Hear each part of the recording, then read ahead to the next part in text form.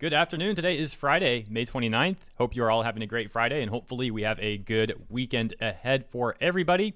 We've got news today, a follow-up to the morning segment from yesterday, and as you probably noticed, I did not have morning news today. My apologies. I did make a community tab post. Hopefully you saw that, giving people a heads up last night. Anyways, here's the news for this video. A new contender enters the fray.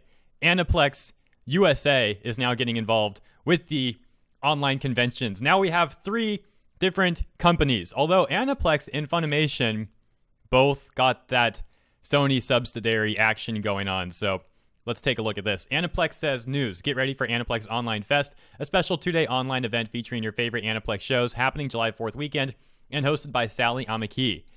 This is going off between July 4th through the 5th.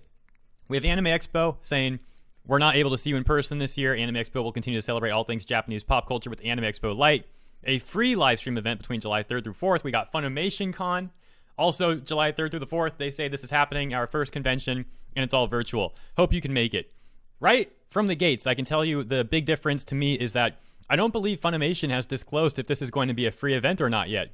On the other hand, Anime Expo has said that this will be a free live stream event, and Anaplex is also doing this as a free event, because if you go take a look at their website for this, well, I gotta also say Anaplex has more information on their website than Funimation or Anime Expo, but I think Funimation we can make fun of the most for that, because as I brought up in the first video, Funimation's website has been like this for about 3 weeks now, as far as I recall. About 3 weeks, they haven't updated it.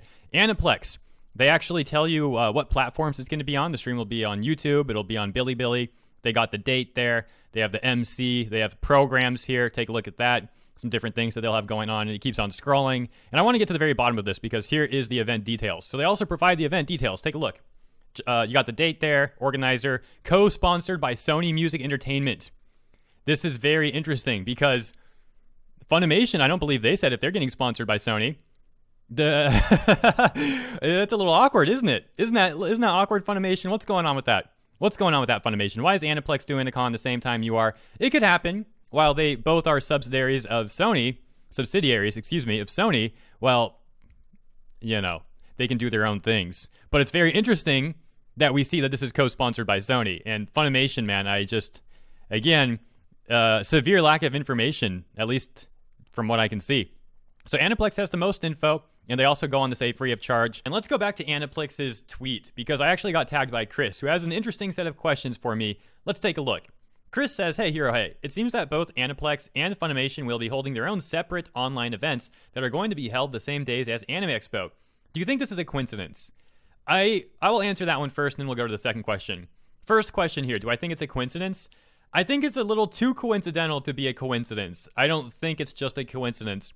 I think, though the next part of my answer will be baked into the second question, so let's read that.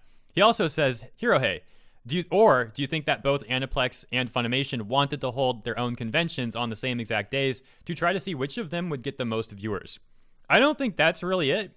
I don't think that's it, because I don't really see how that would benefit them. I mean, yes, there's a benefit getting analytics and data, but what are they going to do with that? Like, I don't see how that really benefits them that much, as opposed to just holding one event together, which leads me into this answer. I think what we might see happen is we see Funimation ends up canceling their event and basically announcing it like, they're not going to say cancel. They're going to say, we've decided to partner with Anaplex, and we're going to hold one collaborative event that's going to be a bigger, better event for everybody. You know, they're trying to make it sound... you have to understand, and I think you all understand that anyways. I don't need to explain that.